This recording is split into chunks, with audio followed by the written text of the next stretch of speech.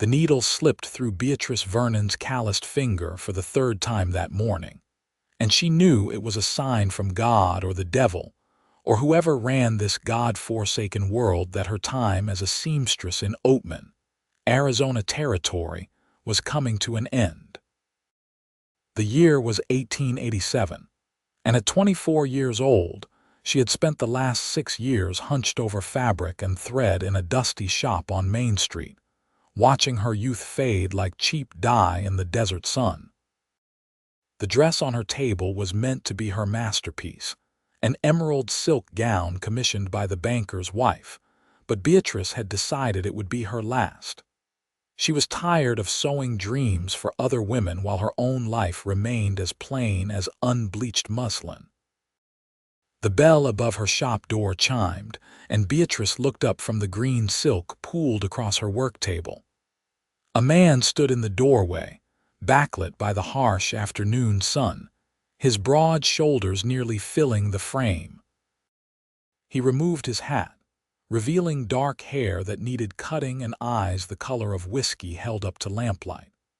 Dust covered his boots and the lower half of his denim trousers, and a leather vest hung open over a chambray shirt that had seen better days. "Madam," he said, his voice rough as if he had not used it much lately, "I am looking for a seamstress. They told me at the saloon this was the place." Beatrice set down her needle and stood smoothing her simple cotton dress. "You found her. Though I should tell you, I am nearly finished with this dress, and then I will be closing up shop for good." The man stepped inside, and she could see him more clearly now. He was perhaps 27 or 28, with a strong jaw covered in a few days' worth of stubble and a scar that ran along his left cheekbone. His hands, she noticed, were calloused but clean, and he held his hat with an odd gentleness. "That is unfortunate timing," he said. "I need a wedding dress made." Beatrice felt something twist in her chest. Of course. Another bride, another woman getting her happy ending while Beatrice stitched it together thread by thread. "For your fiancé, I assume." "For my sister," he said, and there was something in his voice that made Beatrice look at him more carefully. "Her name is Clara. She is 18 and getting married in 6 weeks to a rancher up in Kingman. Our mother died 3 years back, and Clara has no one to help her with the dress. I have been working cattle drives to save enough money for something nice, something she would be proud to wear." The twist in Beatrice's chest shifted, becoming something softer. She had been wrong to judge so quickly. "I see. Well, I suppose I could take on one more commission before I close up." "When can your sister come in for measurements?" The man looked down at his hat, turning it in his hands. "That is the problem. Clara is up in Kingman already, helping her future husband get the ranch house ready. I was hoping you might make something based on her measurements, which I have written down." He reached into his vest pocket and pulled out a folded piece of paper. "I know it is not ideal, but I thought maybe you could make something that could be adjusted if needed." Beatrice took the paper and unfolded it.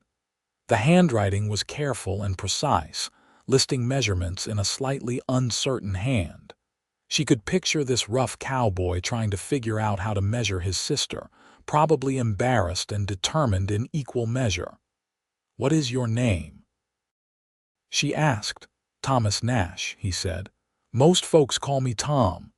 "Well, Tom Nash, making a dress without a fitting is risky. If it does not fit right, I cannot guarantee the results." "I understand," Tom said, "but I am willing to pay extra for the trouble. Clara deserves something beautiful. She has been through enough." There was a story there, Beatrice could tell, written in the set of his shoulders and the way his voice went quiet when he mentioned what his sister had been through. She should say no.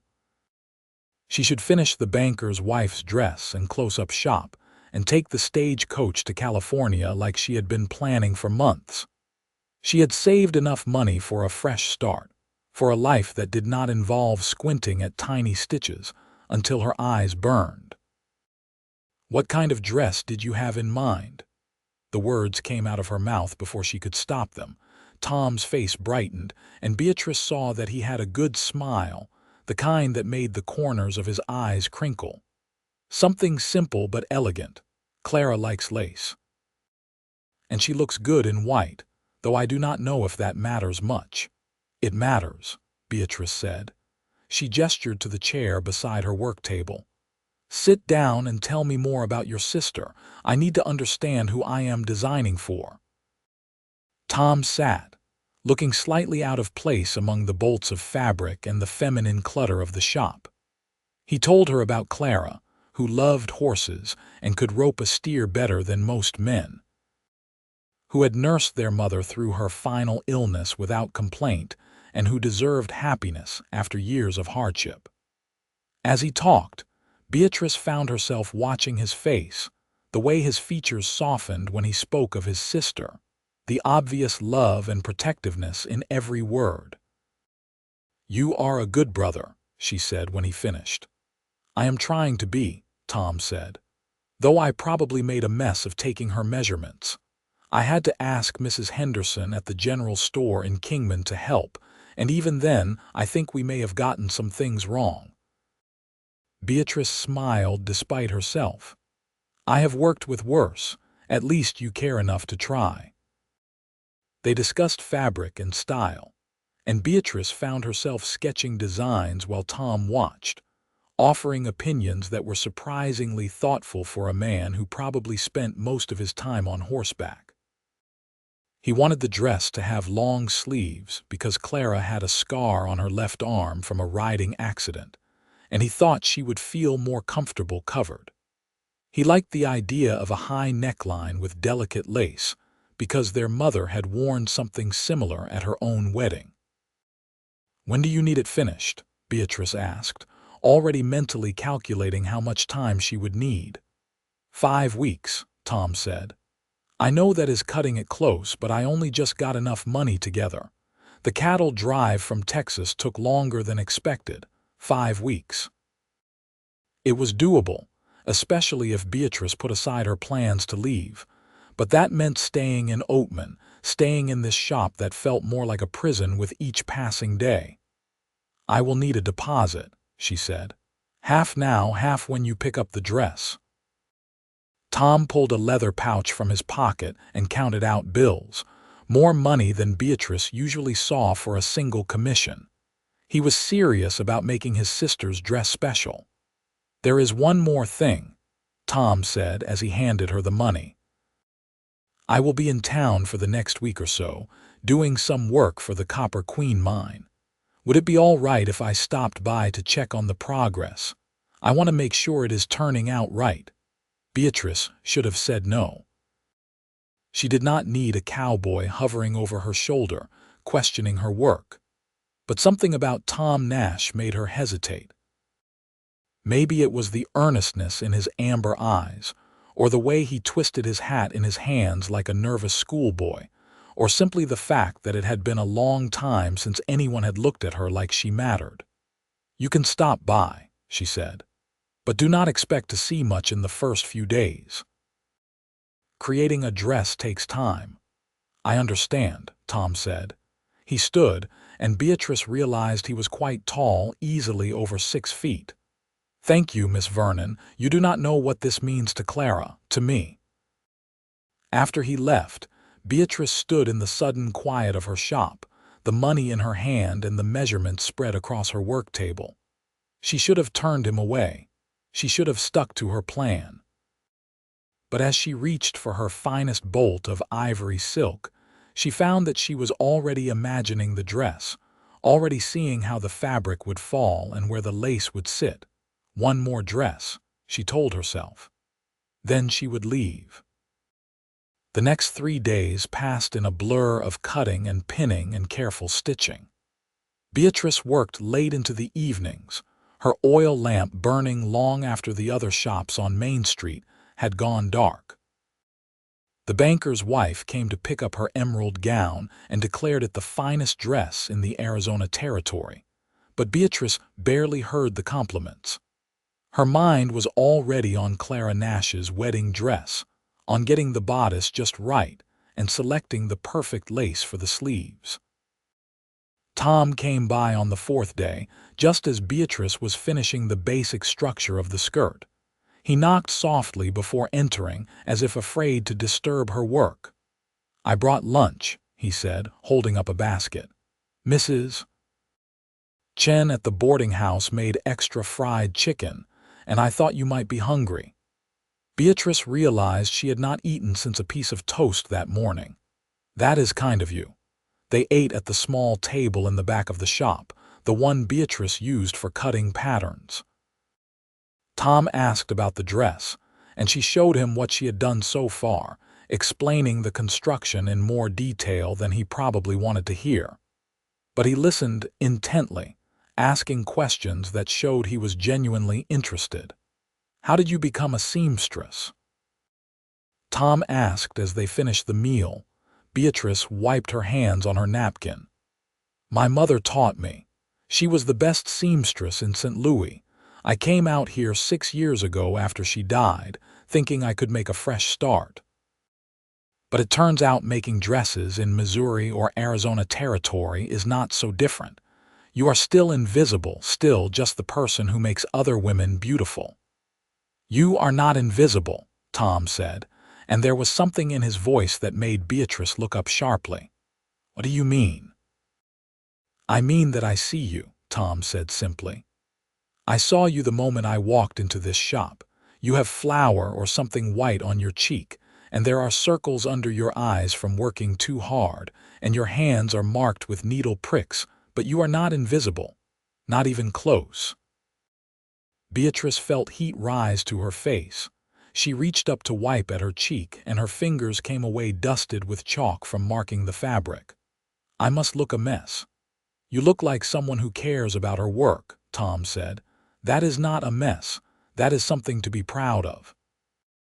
They sat in silence for a moment, and Beatrice was acutely aware of how small her shop suddenly felt, how close Tom was sitting, how she could see the flecks of gold in his amber eyes. "Tell me about cattle driving," she said, needing to change the subject. "It must be hard work." Tom leaned back in his chair, and the moment passed.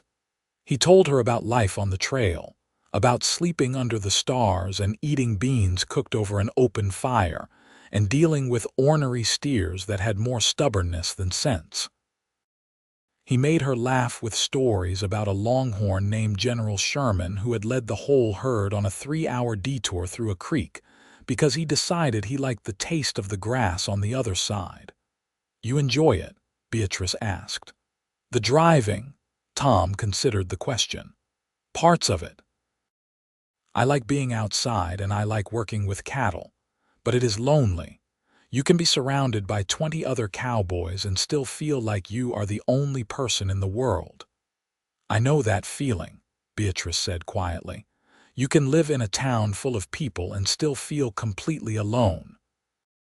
Their eyes met, and Beatrice felt something shift between them, some understanding passing wordlessly from one to the other. Tom Nash knew what it was to be lonely. He understood. He started coming by every day after that, always with some excuse. He brought lunch or coffee or a newspaper he thought she might like to read during her breaks. They talked about everything and nothing, their conversations ranging from serious discussions about politics and women's suffrage to silly debates about whether apple pie or peach pie was superior. Beatrice found herself looking forward to his visits, found herself working near the front window so she could see him coming down the street. She told herself it was foolish, that she was too old to develop feelings like a schoolgirl, that Tom Nash was a customer and nothing more. But her heart did not seem to care what her head said. 2 weeks into the project, Tom arrived to find Beatrice struggling with the lace for the sleeves. She had sewn and ripped out the same section 3 times, and she was close to tears with frustration. "What is wrong?" Tom asked, setting down the coffee he had brought and coming to stand beside her work table. "I cannot get this lace to sit right," Beatrice said, her voice tight. "It keeps puckering no matter what I do. Your sister deserves better than this. Tom looked at the sleeve, then at Beatrice's face. It looks beautiful to me. It is not good enough, Beatrice said. Nothing I do is ever good enough. Hey, Tom said gently. He reached out and took the sleeve from her hands, setting it carefully on the table. That is not true. Everything you do is beautiful. This dress is going to be perfect. You are just tired. I am not tired, Beatrice said, but even as she said it, she knew it was a lie. She was exhausted, running on coffee and determination and not much else. When is the last time you left this shop? Tom asked. Beatrice tried to remember and could not. A few days ago. Maybe a week. That settles it, Tom said. He took her hand, and the warmth of his palm against hers made her breath catch. You are coming with me. I cannot. I have work to do. The work will still be here in a few hours, Tom said. But if you do not take a break, you are going to drive yourself into the ground. Come on. Beatrice let him lead her out of the shop, too tired to argue. The afternoon sun was bright after the dim interior of her workroom, and she had to squint against the glare. Tom walked her down Main Street, past the saloon and the general store and the hotel, until they reached the edge of town where the buildings gave way to desert scrub and red rocks. Where are we going? Beatrice asked. You will see, Tom said. He led her to a small canyon about a half-mile from town, a place where a seasonal creek had carved out a path through the rocks. It was cooler here, shaded by the high walls, and there was even a trickle of water running through the sandy bottom.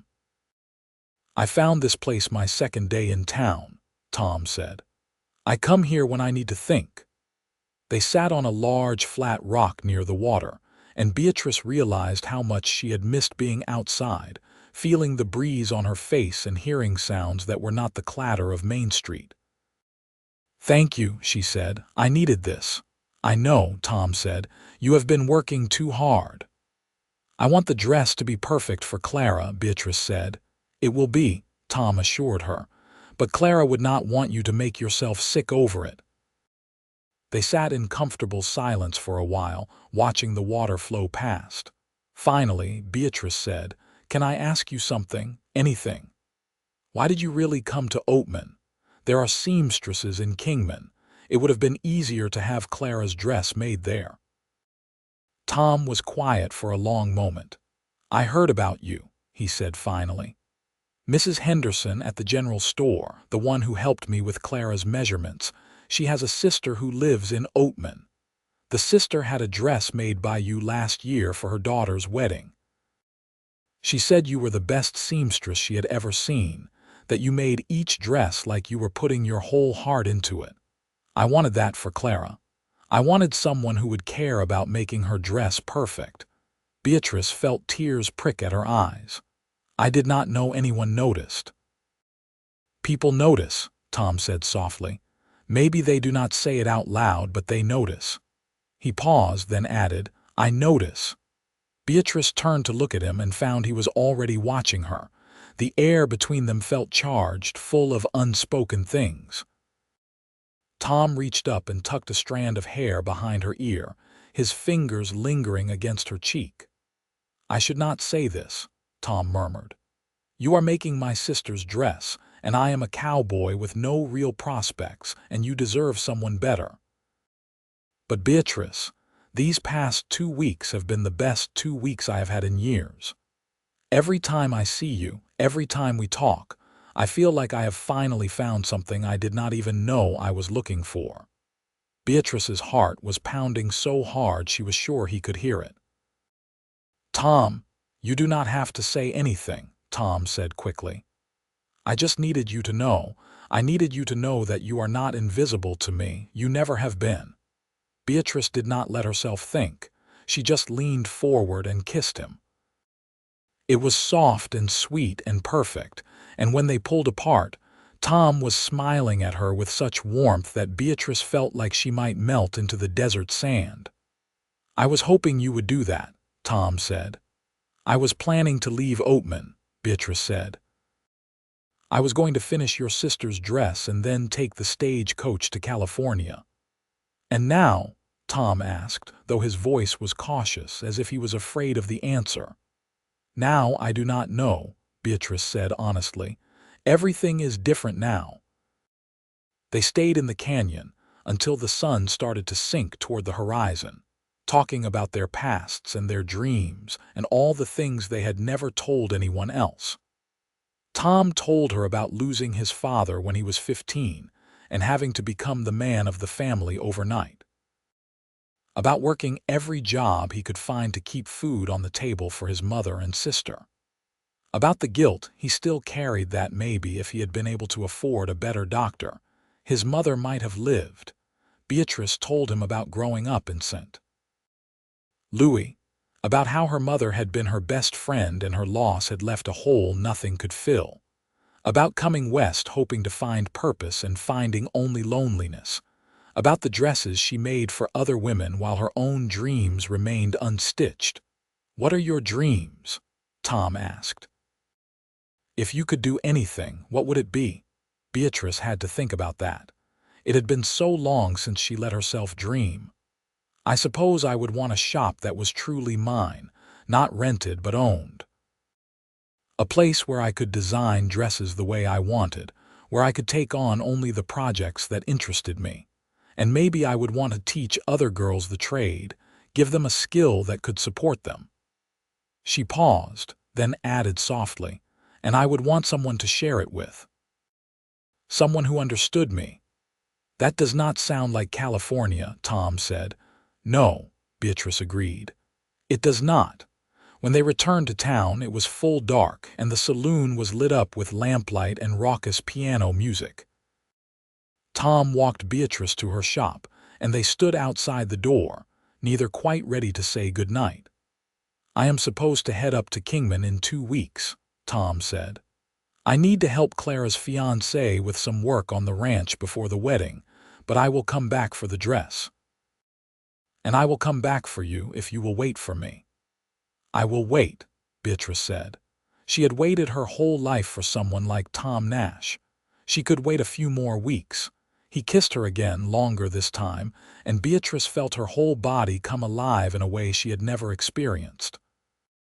When they finally broke apart, she was breathless and dizzy and completely certain that she was falling in love. The next 2 weeks were the happiest and most productive of Beatrice's life. She worked on Clara's dress with renewed energy, and every stitch felt like a small prayer for the young woman who would wear it. The bodice came together beautifully, the lace finally sitting exactly as she wanted it, and the skirt fell in elegant folds that would look stunning when Clara walked down the aisle. Tom spent every free moment at the shop, and the people of Oatman quickly noticed. Mrs. Chen at the boarding house started packing lunch for 2 every day. The owner of the general store gave Beatrice a knowing smile when she came in to buy more thread. Even the bartender at the saloon, a gruff man named Pete who rarely spoke to anyone, nodded approvingly when he saw Tom and Beatrice walking together. "About time someone made you smile," Pete said to Beatrice one evening when she passed the saloon on her way home. But the happiness was tinged with bittersweet knowing. Tom was leaving soon, and while he promised to return, Beatrice could not help the small voice of doubt that whispered in the back of her mind. She had been disappointed before.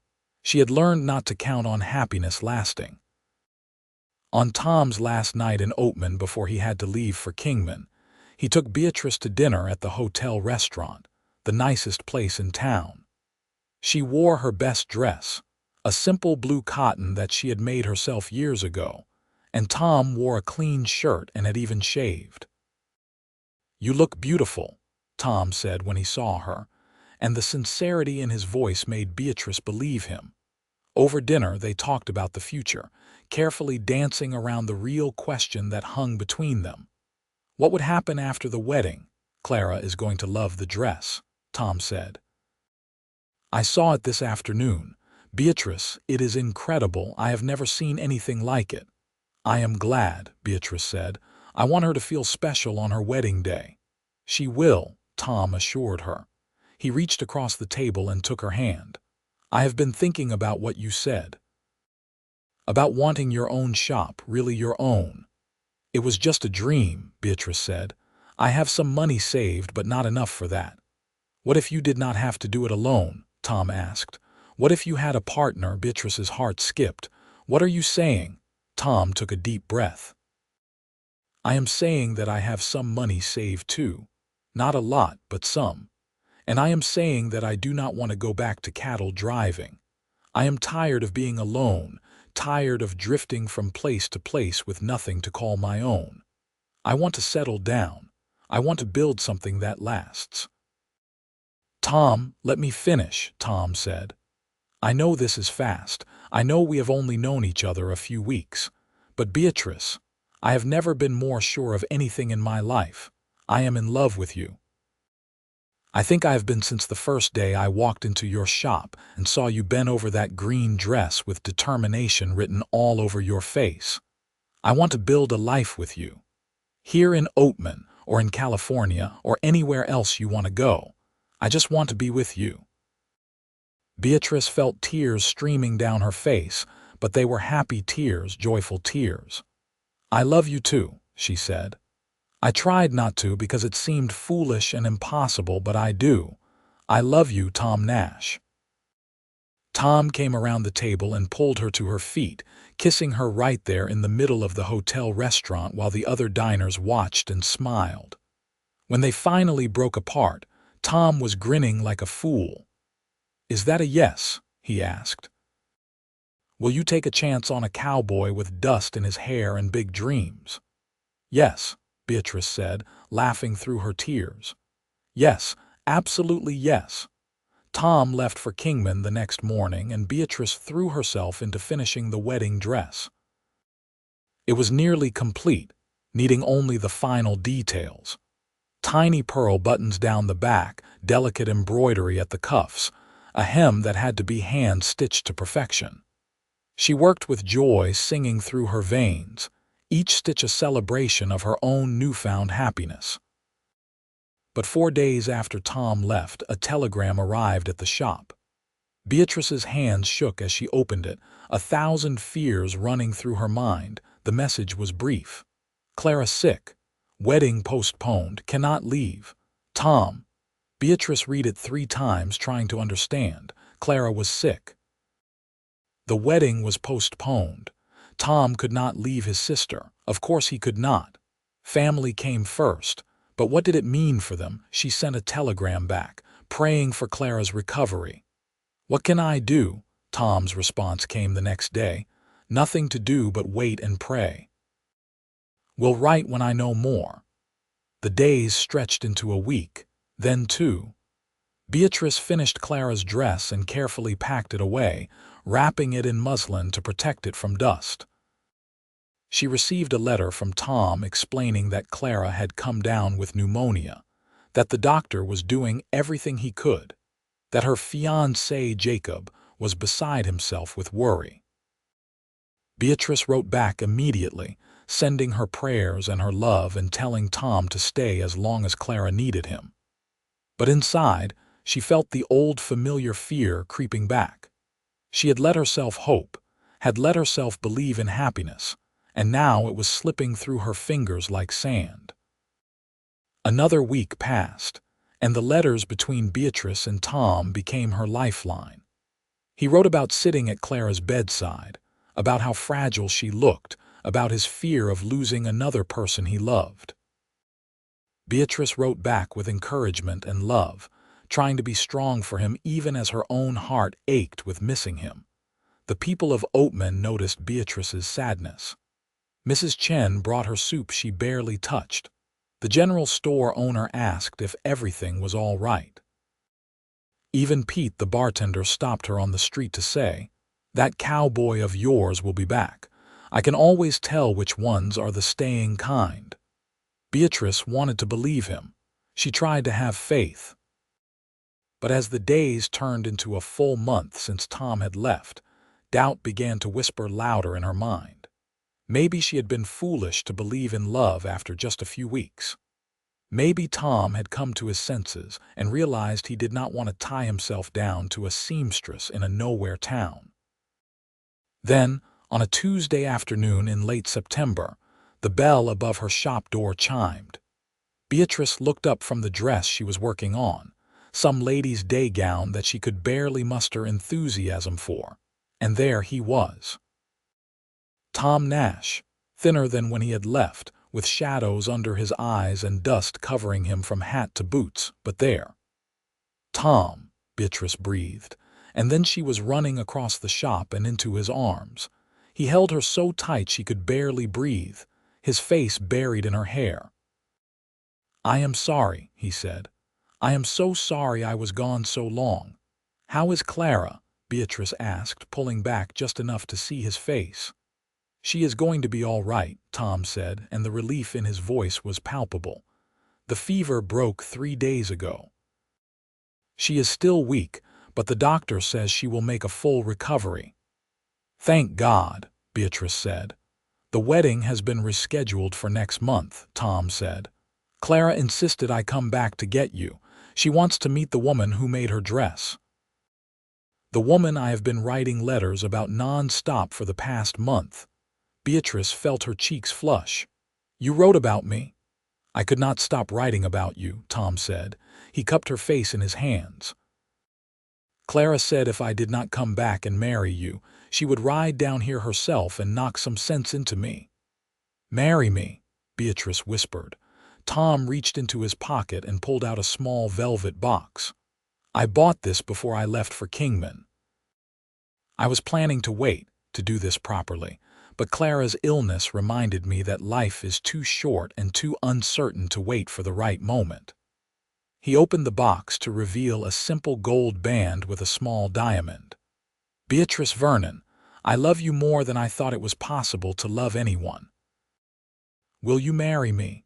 Beatrice looked at the ring, at Tom's hopeful face, at the life he was offering her, and knew her answer with absolute certainty. "Yes," she said. "Yes, I will marry you." Tom slipped the ring onto her finger and it fit perfectly. Then he was kissing her, and she was kissing him back, and the whole world narrowed down to just the two of them in the dusty shop, sealing their promise to each other. When they finally broke apart, Tom said, "I have been thinking about your dream, about having your own shop. There is a building in Kingman, right on Main Street, that is for sale. It is bigger than this place and it has living quarters upstairs. With what we both have saved, we could buy it outright. You could have your shop and I could work with Jacob on the ranch. Kingman is growing. There will be plenty of customers." "You want to move to Kingman?" Beatrice asked. "I want to be wherever you are," Tom said. "But I thought being near Clara might be good. She will need help planning the wedding, and after that, well, I like the idea of being close to family. But if you want to stay in Oatman or go to California or move to the moon, I will figure out a way to make it work." Beatrice laughed. "The moon might be difficult, but Kingman sounds perfect." They spent the rest of the afternoon making plans. Tom would stay in Oatman for a week, while Beatrice wrapped up her business and packed up the shop. Then they would travel together to Kingman, taking Clara's wedding dress with them. They decided to have a simple ceremony themselves before Clara's wedding at the small church in Kingman with just Clara and Jacob as witnesses. "I do not need anything fancy," Beatrice said. "I just need you." "What about a dress?" Tom asked. "You should have a beautiful dress." Beatrice smiled. "I will make one. I have just enough time." The week passed in a blur of activity. Beatrice sold most of her fabric and supplies to another seamstress who was passing through town, keeping only what she needed for her own wedding dress. She said goodbye to the people of Oatman who had been her neighbors for 6 years, receiving hugs and well wishes from people she had not realized cared so much. Mrs. Chen cried when Beatrice stopped by the boarding house. "I am happy for you," she said, wiping her eyes. "But we will miss you." "I will miss you too," Beatrice said, and she meant it. Pete the bartender shook Tom's hand and told him, "You take care of her or you will answer to me." "I will," Tom promised solemnly. In the evenings, after Tom had gone back to his room at the boarding house, Beatrice worked on her wedding dress. She chose a soft cream silk that felt like butter under her fingers, and she designed it simply but elegantly, with a fitted bodice and a full skirt. No lace, no embroidery, just clean lines and expert construction. It was the dress she would have made for herself if she had ever believed she would have a wedding. The night before they were to leave for Kingman, Beatrice finished the last stitch. She stood back and looked at the dress hanging on her dress form, and she felt a sense of completion she had never experienced before. This was not a dress for someone else. This was hers.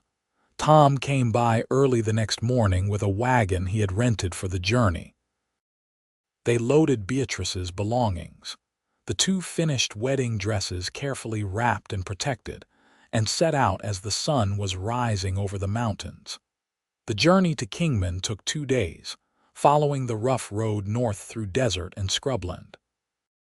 They camped the first night under the stars, and Tom built a fire while Beatrice unpacked the food Mrs. Chen had insisted on sending with them. "Are you nervous?" Tom asked as they ate. "About marrying you?" "Not at all," Beatrice said. "About starting a new business in a new town. Terrified." Tom laughed. "You are going to be amazing. Women will come from all over to have you make their dresses." "I hope you are right," Beatrice said. "I am always right," Tom said with exaggerated confidence, making Beatrice laugh. They talked late into the night, making plans for their future. Tom told her about Kingman, about the building he wanted to show her, about his hopes for working with Jacob on the ranch. Beatrice talked about the kinds of dresses she wanted to make, about maybe eventually teaching young women the trade like she had dreamed. "We could have a good life there," Tom said. "A real life together." "We will," Beatrice said. She leaned against him, looking up at the stars scattered across the black sky. "This is all I ever wanted, even if I did not know it until I met you." They arrived in Kingman late the following afternoon. It was larger than Oatman, with more buildings and more people, and Beatrice felt a flutter of nervousness in her stomach. But Tom squeezed her hand and pointed out the building he had told her about, and when Beatrice saw it, something settled inside her. It was perfect. 2 stories, with large windows on the ground floor and a small balcony upstairs. The walls needed paint and the windows needed cleaning, but she could already see it.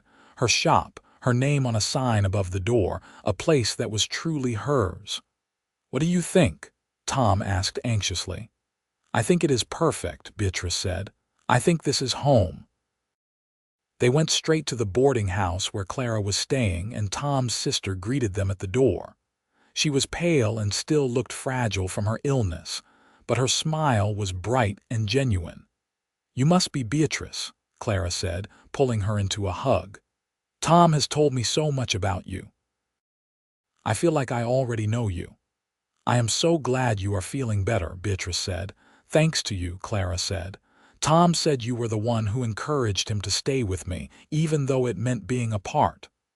"Of course," Beatrice said. "Family is important." Clara's fiancé Jacob was there too, a tall rancher with kind eyes and a gentle manner. He shook Beatrice's hand and thanked her for making Clara's dress, and Beatrice could see why Clara loved him. That evening the 4 of them sat down to dinner at the hotel, and Beatrice finally unwrapped Clara's wedding dress to show her.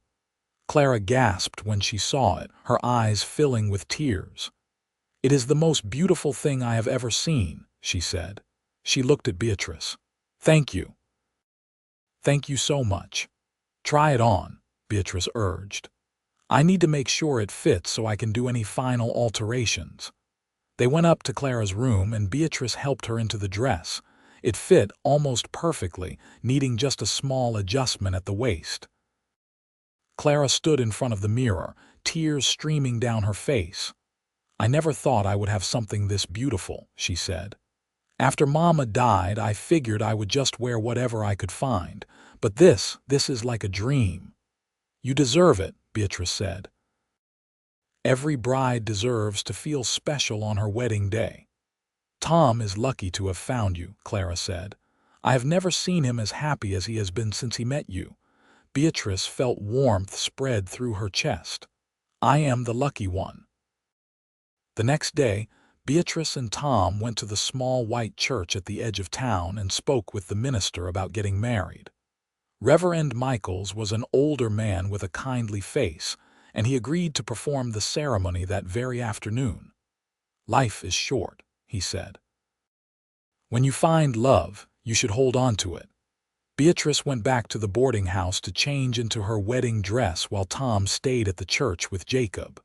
Clara helped her dress, fastening the tiny buttons and arranging the skirt. "You look like an angel," Clara said softly. Beatrice looked at herself in the mirror and barely recognized the woman looking back. She was radiant, glowing with happiness in a way she had never seen before. This was what joy looked like. This was what love looked like.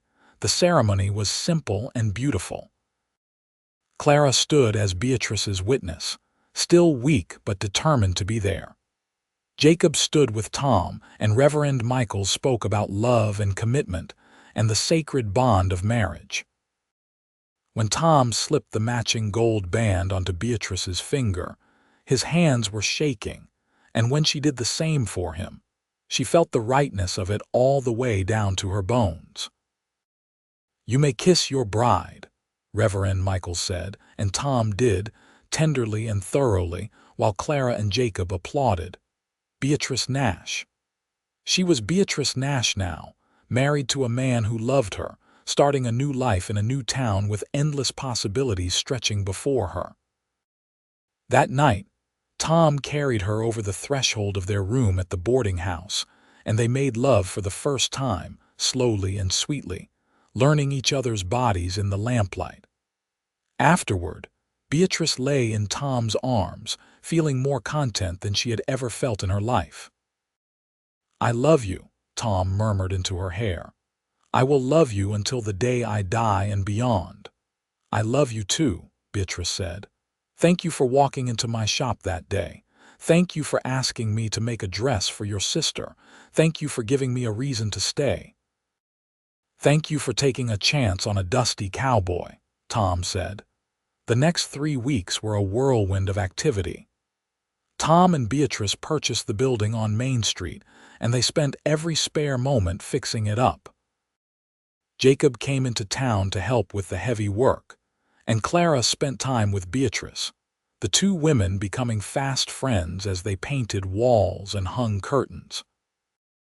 Beatrice made the final alterations to Clara's wedding dress, and she also started taking orders from other women in Kingman who had heard about the talented new seamstress in town. Word spread quickly, and soon Beatrice had a waiting list of customers. Tom split his time between helping Beatrice with the shop and working at Jacob's ranch, learning the cattle business from a different angle. He was good at it, and Jacob told Beatrice that Tom was a natural rancher, with an instinct for handling livestock that could not be taught.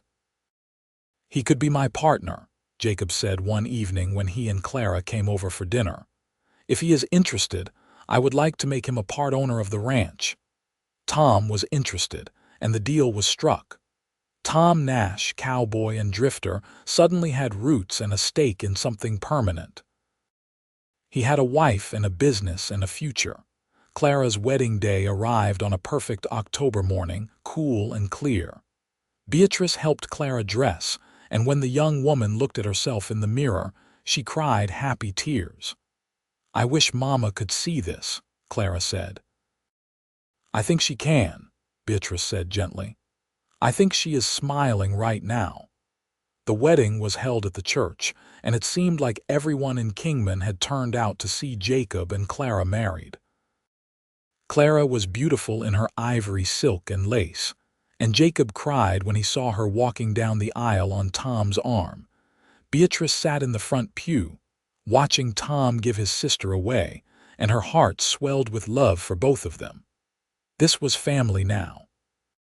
Tom and Clara and Jacob, and soon there would be more. Soon there would be children and grandchildren and a whole web of connections that tied them all together. After the ceremony, there was a party at the hotel, with food and dancing and music from a fiddle player who knew all the popular songs.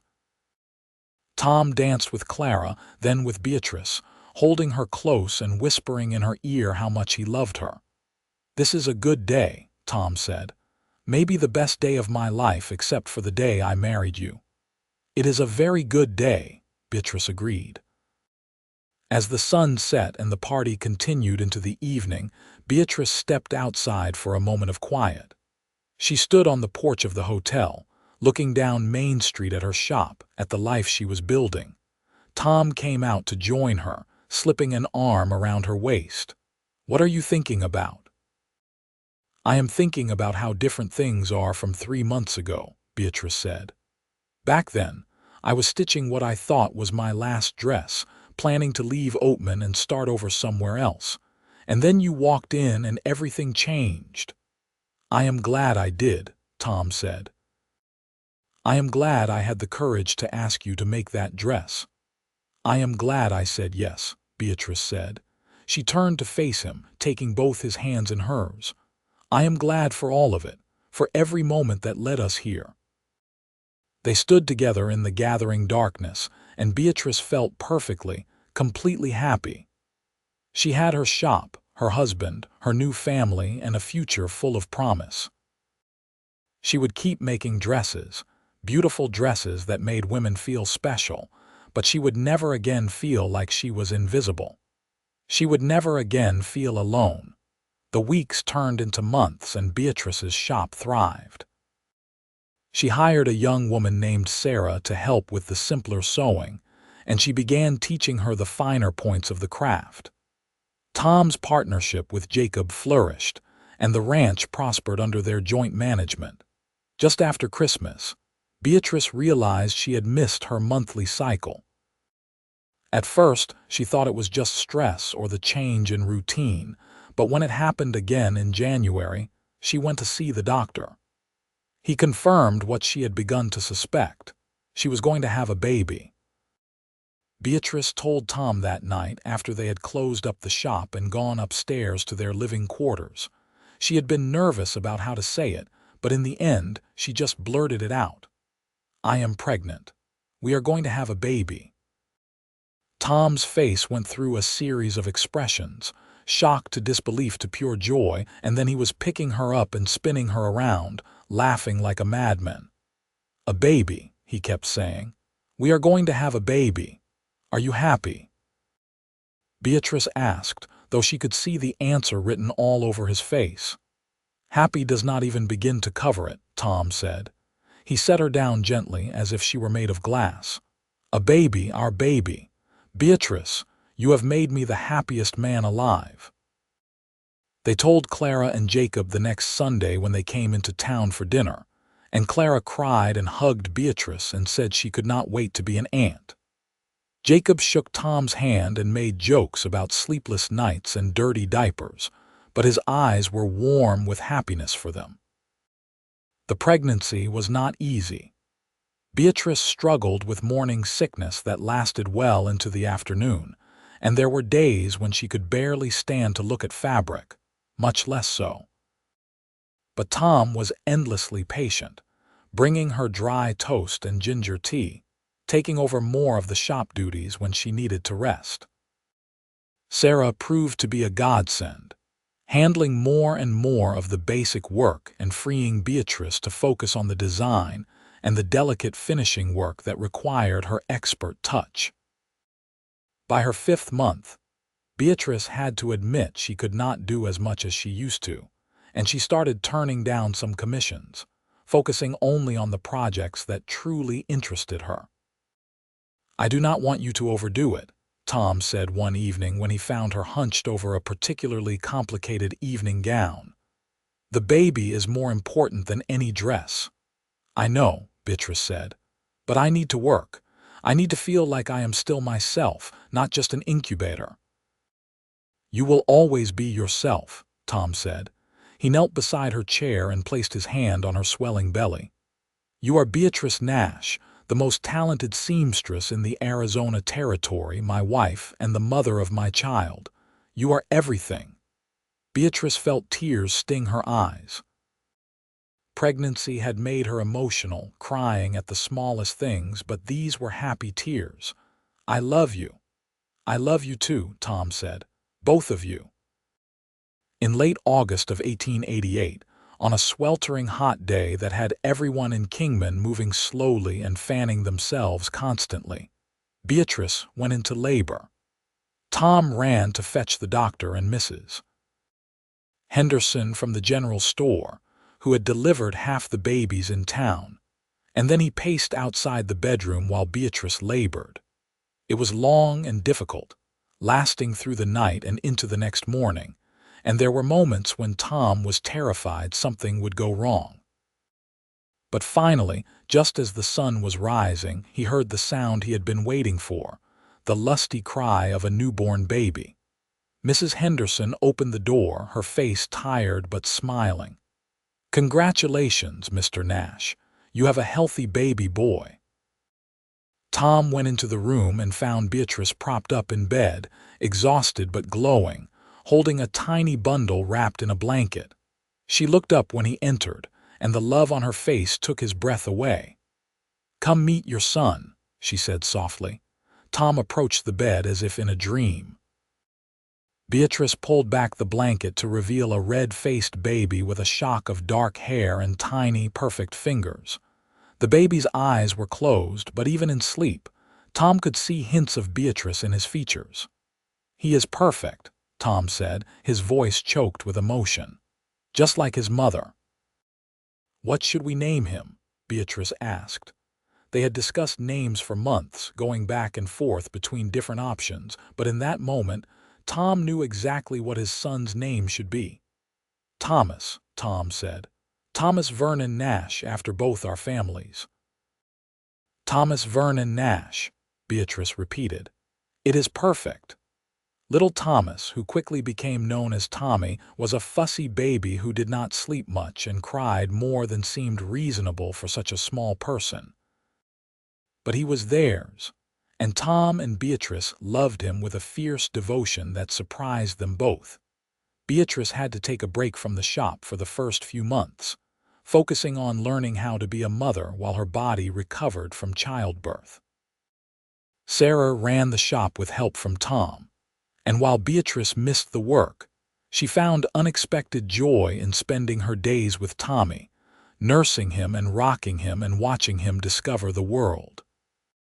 Clara came to visit often, bringing meals and helping with laundry and holding Tommy while Beatrice took much-needed naps. She was pregnant herself now, glowing with happiness, and the two women spent long afternoons talking about motherhood and marriage and all the changes in their lives. "A year ago I was sick and unmarried and terrified about the future," Clara said one day as she rocked Tommy.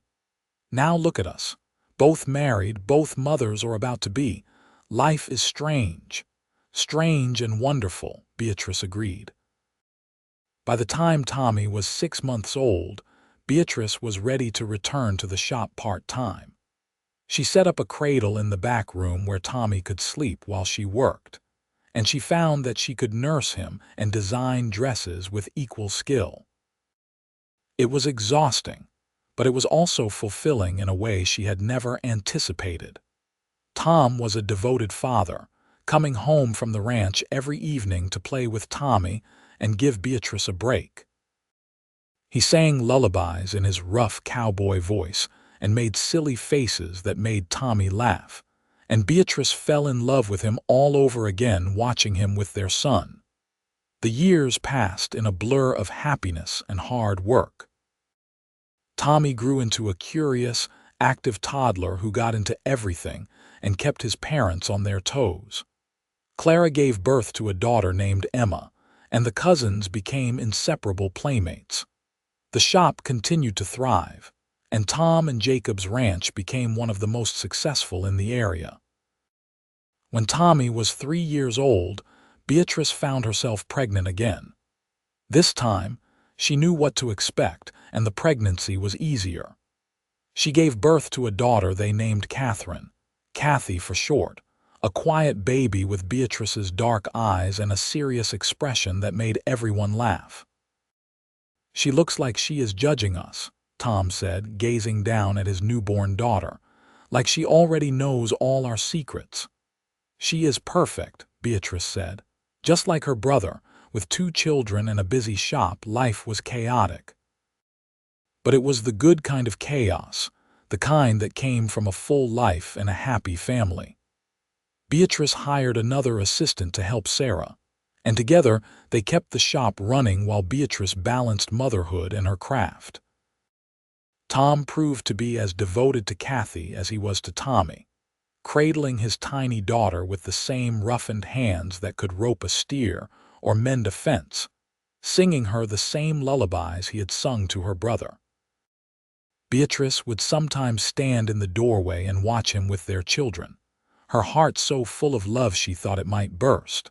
On their 5th wedding anniversary, Tom took Beatrice back to the canyon outside Oatman where he had first told her he loved her. They left the children with Clara and Jacob and rode out together, following the familiar path through the desert. "You remember this place?" Tom asked as they dismounted. "I remember everything about that day," Beatrice said. "I remember being afraid that I was falling too hard too fast.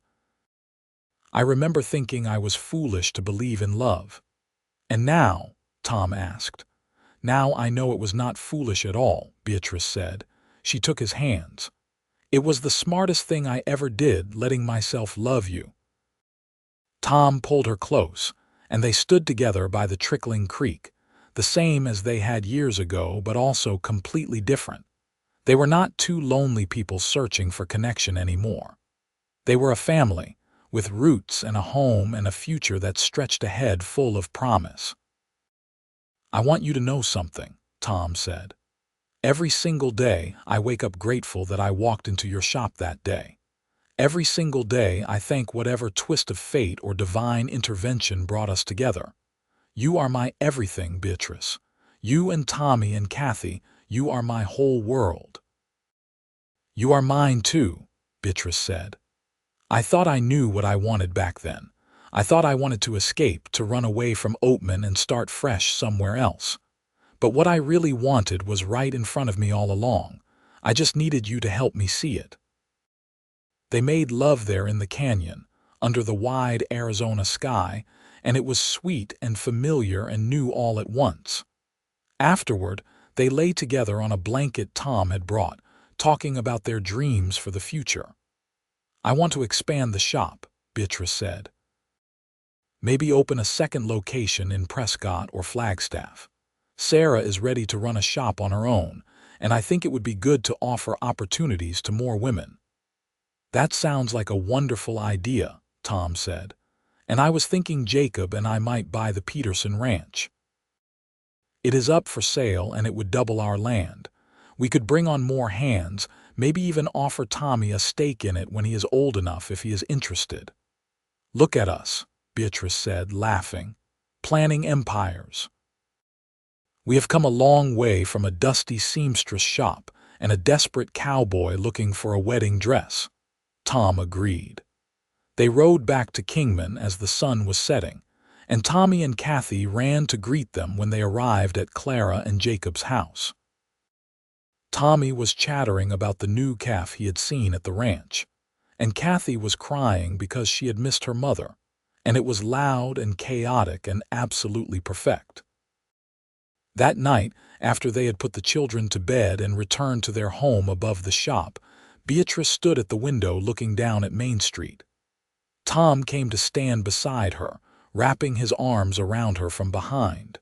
"What are you thinking about?" he asked. "I am thinking about that last dress I was sewing when you walked in," Beatrice said. "The emerald one for the banker's wife. I thought it was going to be my final project, the end of my career as a seamstress. I thought I was done with Oatman and done with making dresses for other people's dreams. And instead, Tom prompted. Instead, I found my own dream, Beatrice said. She turned in his arms to face him. You walked in asking me to make a wedding dress for your sister, and you ended up giving me everything I ever wanted without even knowing it. A home, a family, a purpose, love. I love you, Tom said. I will love you until my last breath and beyond. I love you too, Beatrice said. The years continued to pass, bringing changes and challenges and joys. Tommy grew into a responsible young man who loved working at the ranch with his father and uncle. Kathy developed a talent for sewing, often sitting beside her mother in the shop and learning the craft that had sustained Beatrice through so much. When Tommy was 12 and Kathy 9, Beatrice had one more child, another son they named William. He was unexpected, a surprise baby born when Beatrice thought her childbearing years were behind her, but he was cherished just as much as his older siblings. Clara and Jacob had 3 children total, Emma and then twin boys named Michael and Matthew. The Nash and Henderson families were interwoven in countless ways, celebrating holidays together, helping each other through hard times, building a legacy that would last for generations. The shop in Kingman became legendary throughout the Arizona Territory. Women traveled from as far as Phoenix and Tucson to have Beatrice make their special occasion dresses. She opened the second location in Prescott, with Sarah running it, and then eventually a third in Flagstaff. She trained dozens of young women in the seamstress trade, giving them skills and opportunities they might not have had otherwise. Tom and Jacob's ranch became one of the largest in northern Arizona, employing over 20 men and producing some of the best cattle in the territory. When Arizona became a state in 1912, Tom was invited to the celebration in Phoenix, recognized as one of the pioneers who had helped build the state's economy. But for all their success, what Tom and Beatrice treasured most was their family. Sunday dinners with Clara and Jacob and all the children became a sacred tradition. They celebrated birthdays and holidays and all the small moments in between. They watched their children grow and thrive, supported them through heartbreaks and triumphs, and eventually saw them fall in love and start families of their own. Tommy married a rancher's daughter named Louise when he was 22, and they built a house on the ranch property. Kathy fell in love with a man named Robert who owned a hardware store in Kingman, and they settled in town, where Kathy took over the main shop from her mother. Even William, the surprise baby, grew up to be a doctor, studying in San Francisco before returning to Kingman to open a practice. On Tom and Beatrice's 25th wedding anniversary, their children threw them a party at the hotel, the same place where they had danced at Clara and Jacob's wedding all those years ago. It seemed like everyone in Kingman was there, along with family and friends from across the territory. I cannot believe it has been 25 years, Beatrice said to Tom as they danced. Her hair was streaked with gray now, and there were lines around her eyes, but to Tom, she was as beautiful as the day he had first walked into her shop. Best 25 years of my life, Tom said.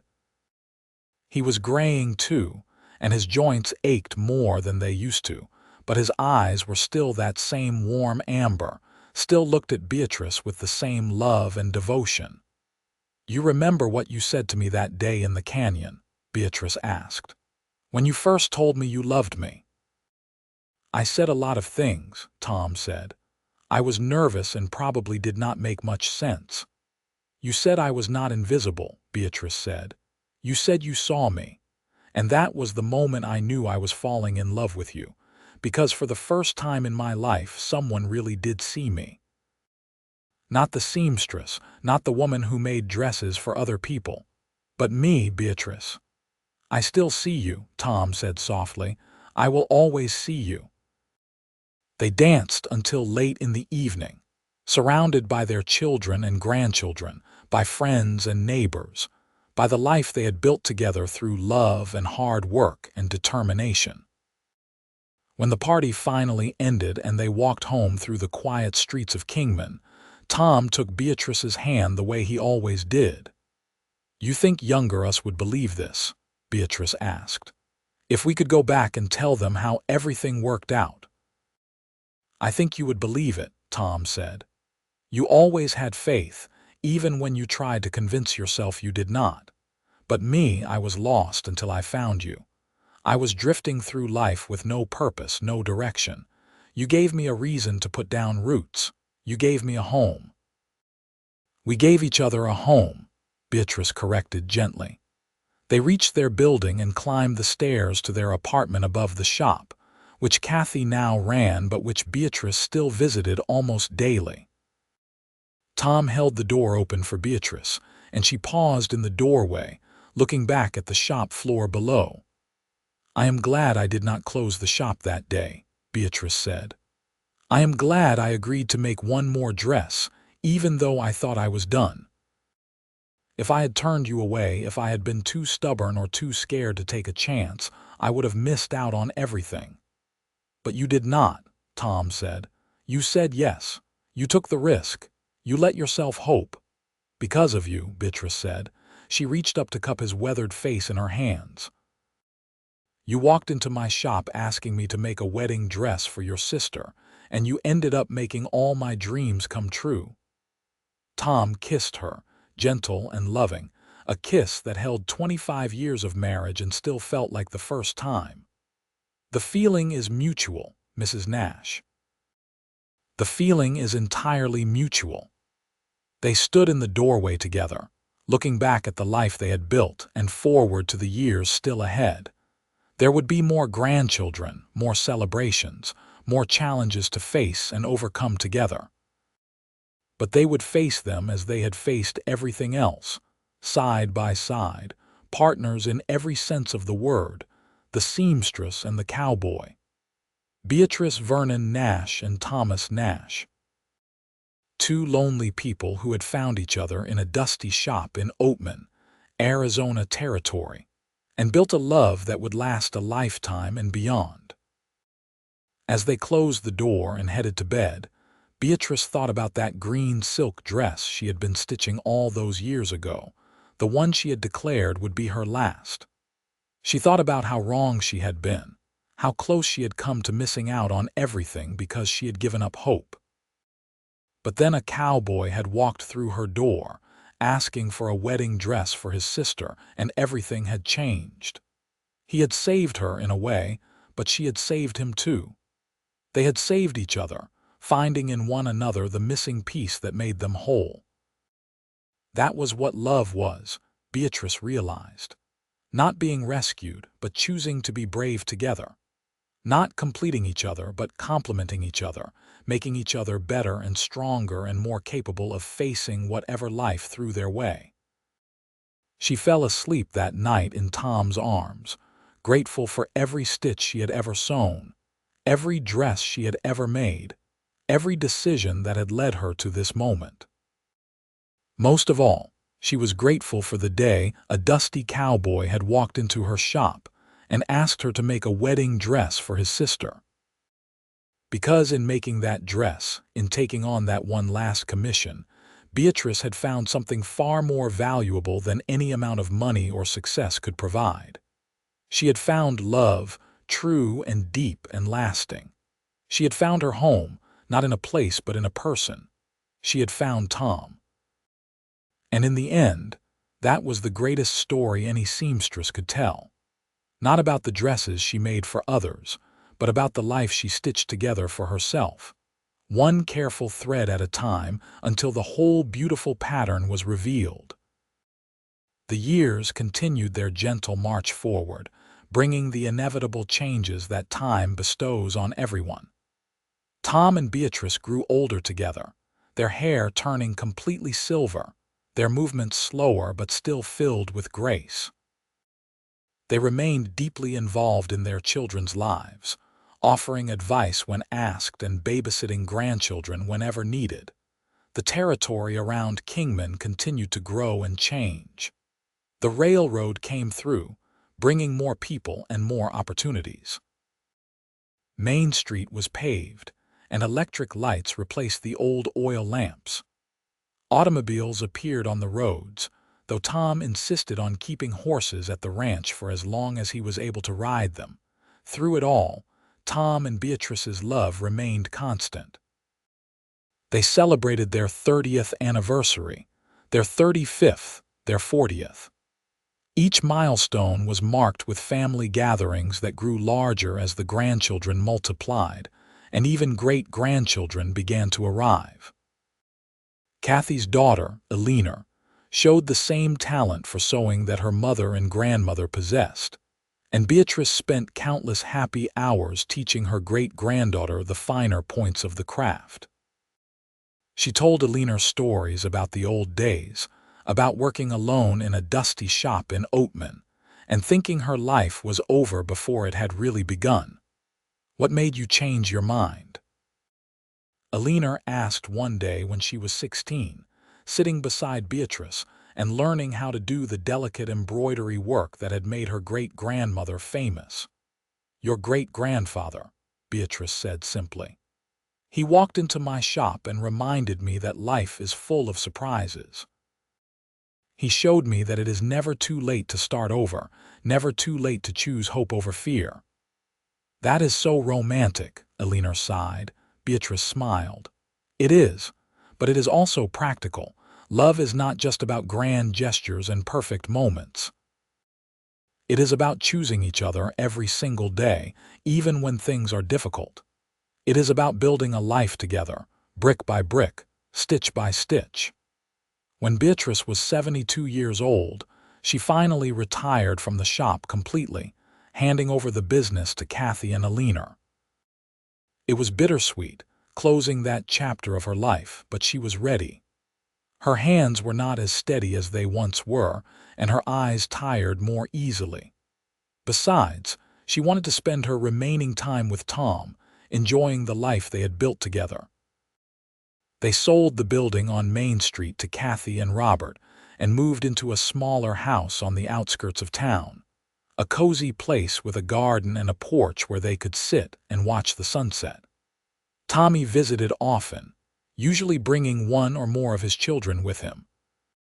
Clara and Jacob, both in their 70s now too, came for Sunday dinners that Beatrice still insisted on cooking herself. On their 50th wedding anniversary, the family organized another party, even bigger than the one 25 years earlier. All of their children were there, along with their spouses and children. Grandchildren and great-grandchildren filled the space, representing the legacy that Tom and Beatrice had created together. 50 years, Tom said during his toast, his voice still strong despite his age. 50 years ago, I walked into a seamstress shop in Oatman, desperate to give my sister a beautiful wedding. I had no idea that I was about to meet the woman who would change my entire life. Beatrice, you have been my partner, my best friend, my love, and my anchor for half a century. Every day with you has been a gift. Here is to 50 more years. Everyone laughed at that impossible promise, but they raised their glasses nonetheless. Beatrice stood beside Tom, leaning on his arm, her eyes bright with happy tears. 50 more years might be ambitious, she said with a smile. But I will take every day I can get with this man. He saved my life in ways he will never fully understand. I was drowning in loneliness and despair, and he threw me a lifeline disguised as a wedding dress commission. Tom Nash, you are the best thing that ever happened to me, and I would do it all again in a heartbeat. They kissed to thunderous applause, and then they cut into the enormous cake that Kathy had made, decorated with tiny stitched flowers made of frosting in honor of Beatrice's career. The party lasted late into the evening, full of music and dancing and laughter. Tom and Beatrice danced together like they had at so many parties over the decades, moving slowly but surely, perfectly in sync after 50 years of practice. As the years passed, age took its inevitable toll. Tom's joints grew stiffer and he had to give up riding. Beatrice's eyesight dimmed further, and she could no longer read without thick glasses.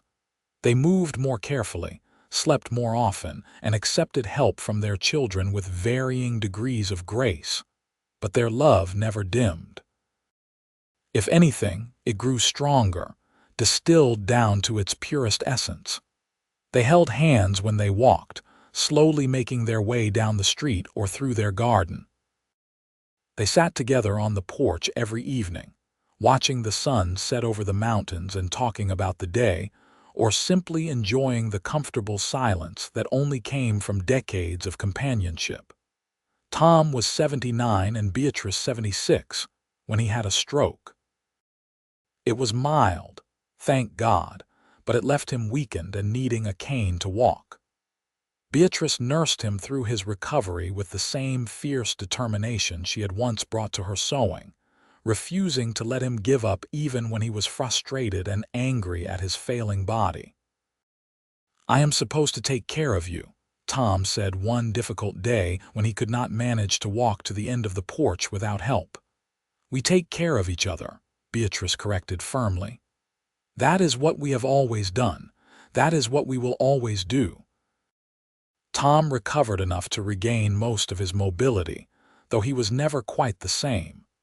But he adapted, learning to use the cane and accepting help when he needed it. He kept his sense of humor, joking that he had become the old cowboy leaning on the hitching post in Western dime novels. They celebrated their 55th anniversary quietly, just the two of them and their children and a few close friends. 55 years of marriage, a lifetime together, and Tom still looked at Beatrice like she hung the moon. "You remember your last dress?" Tom asked that evening as they sat on their porch, wrapped in blankets against the cool November air. "Which one?" Beatrice asked. "The one you were working on when I came into your shop," Tom clarified. "The green one for the banker's wife." "Of course I remember," Beatrice said. "I thought it was going to be my final masterpiece. I thought after that I was done with sewing, done with Oatman, done with the life I had been living." "I am glad I changed your mind," Tom said. "So am I," Beatrice agreed. She squeezed his hand. "Best decision I ever made, agreeing to make one more dress." "Best decision I ever made was walking into your shop," Tom said. They sat in comfortable silence, watching the stars come out one by one. Beatrice thought about the girl she had been at 24, so convinced that her life was over, that happiness was for other people. If she could go back and tell that girl what was coming, she would not believe it. The love, the family, the success, the sheer joy of a life well lived, it all would have seemed impossible, but it had happened. All of it. Because she had taken a chance, said yes to one more commission, let herself hope for something better. Tom's health declined gradually over the next few years. There were more small strokes, more mobility issues, more days when he was tired and confused. Beatrice never left his side, caring for him with the same love and devotion he had always shown her. Their children helped, of course, but Beatrice insisted on being his primary caregiver. "I am his wife," she said simply when Tommy suggested hiring a nurse. "This is what I do." Tom died on a spring morning, 3 months after their 57th anniversary.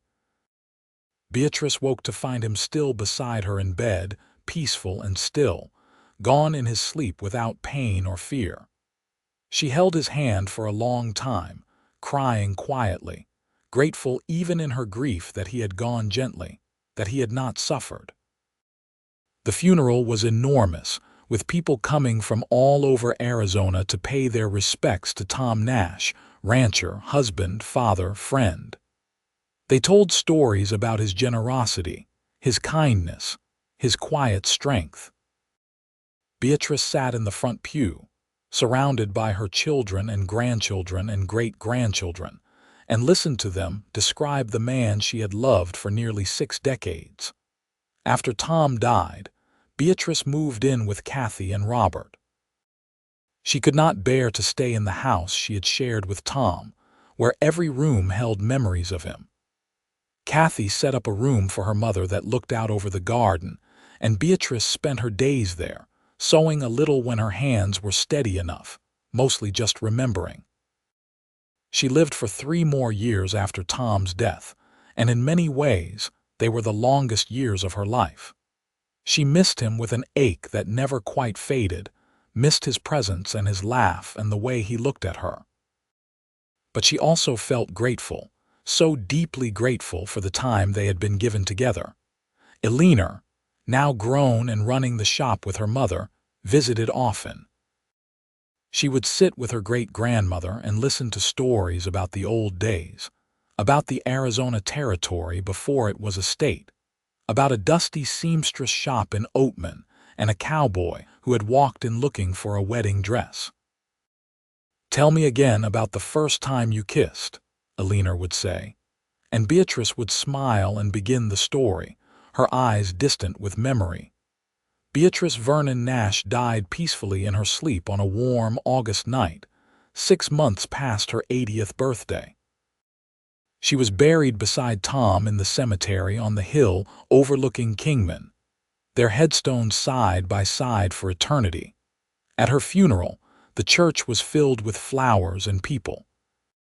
Kathy spoke about her mother's talent and generosity, about how she had used her skills to help countless women feel beautiful, to train young women who needed a trade, to build something that would outlast her.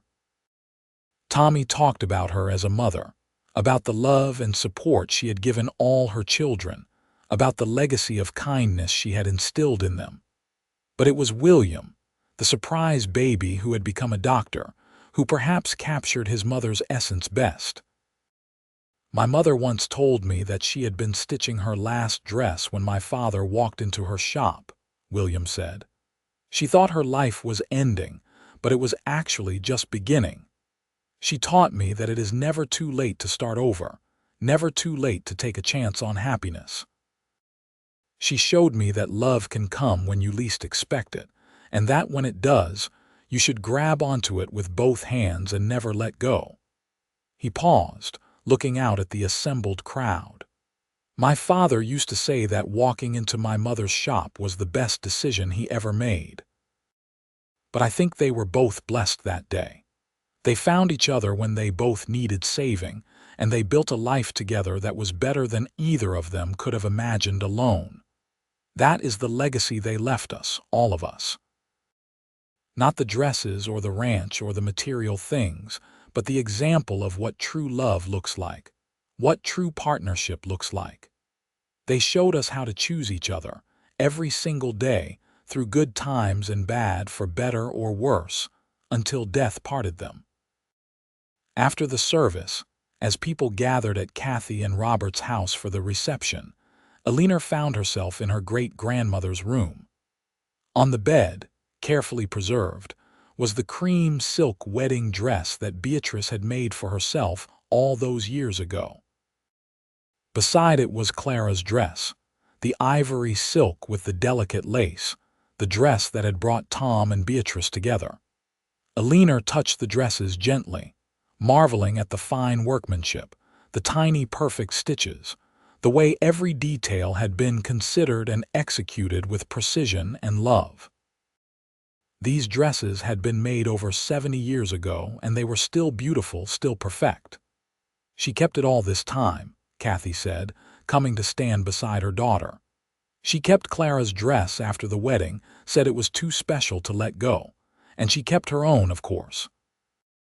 She told me once that those 2 dresses represented the most important moment of her life, the moment everything changed." "It is beautiful," Eleanor said softly. "It is," Kathy agreed. "But the real beauty was in what those dresses represented, the chance meeting that became a great love story. The courage to take a risk on something uncertain, the faith that things would work out, even when there was no guarantee. She put her arm around Alina's shoulders. Your great-grandmother and great-grandfather had something special, but it was not magic and it was not luck. It was choice. Every day they chose each other. Every day they chose love. And because of that choice, all of us exist. 3 children, 12 grandchildren, 28 great-grandchildren, and 6 great-great-grandchildren.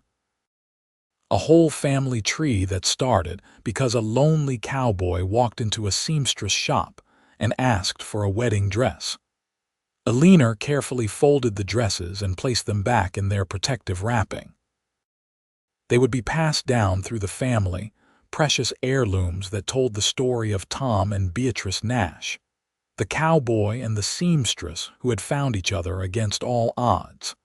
The legacy they left was not just in the dresses or the successful businesses, or even the large, loving family. It was in the story itself, the reminder that life is full of second chances, that love can arrive when you least expect it, and that sometimes the most important decisions are the ones we almost do not make. Beatrice had almost closed her shop without taking on one more commission. She had almost said no to the dusty cowboy who seemed like just another customer. She had almost let fear and weariness win, but she had not. She had said yes. She had taken a chance. She had stitched one more dress, and in doing so, she had stitched together a beautiful life, a great love, and a legacy that would endure for generations. And in the end, that was the greatest creation any seamstress could ever hope to make. Not a dress, no matter how beautiful, but a life lived fully, loved deeply, and shared generously. Beatrice Vernon Nash had done that. She and Tom had done that together. Their story became legend in Kingman, passed down through the family and shared with anyone who would listen. The seamstress and the cowboy. The woman stitching her last dress and the man who gave her a reason to keep sewing. 2 lonely souls who found each other and built something beautiful that lasted far beyond their lifetimes. And every time someone in the Nash family fell in love, or took a chance on something uncertain, or chose hope over fear, they thought of Tom and Beatrice. They thought of a dusty shop in Oatman, Arizona Territory in 1887, and a cowboy who walked through the door at exactly the right moment. Because sometimes in the middle of your last dress, your real life is just beginning. Sometimes the best is yet to come. Sometimes all you need is the courage to say yes to one more commission, one more chance, one more possibility. And sometimes, just sometimes, that one more chance turns out to be everything you never knew you always wanted. Everything and more. The end.